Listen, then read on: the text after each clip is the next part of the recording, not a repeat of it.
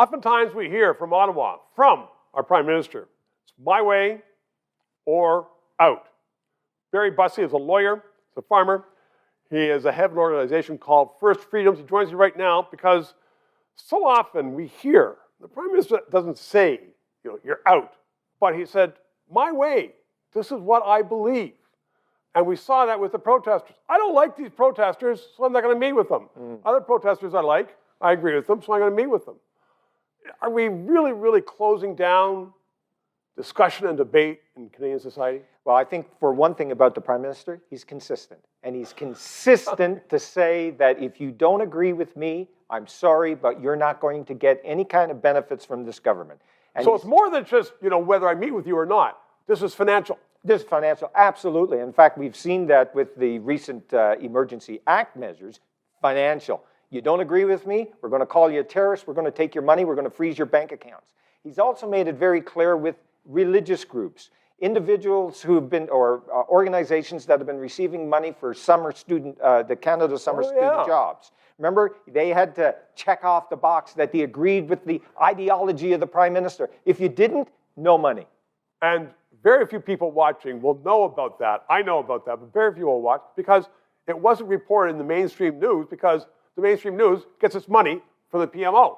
So they aren't going to report anything that's against the PMO. Well, what's interesting, though, is that when we had that big debate in 2018, 2019, the mainstream media actually came on side of the groups who were not receiving the money.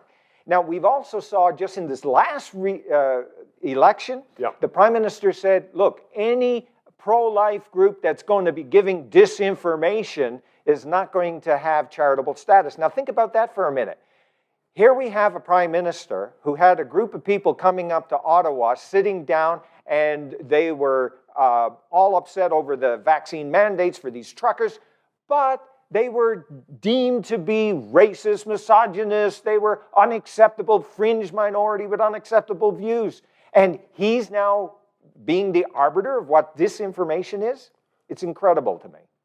It is incredible, but also what's incredible is that it's one person, and we're going to stray a little bit onto parliamentary democracy, is that, instead of the cabinet having some say, instead of certainly the caucus having some say, or even the opposition in the House of Commons, we are run by one person. And I think we've got, as a country, to re-examine what we are doing in this country, having the Prime Minister having so much power. Remember, he's in a minority government, and yet he's wielding power just the same as if he is a majority government. There is something about the office of the Prime Minister that we need to reevaluate. And reevaluate our freedoms. Barry Bussey, thank you very much. 3 minutes. As you can tell from what you just heard and saw, there are a lot of issues that have to be decided in Canada, and we need independent analysis of them. So, help us stay on the air. Subscribe, tell your friends, PayPal, and thanks for watching.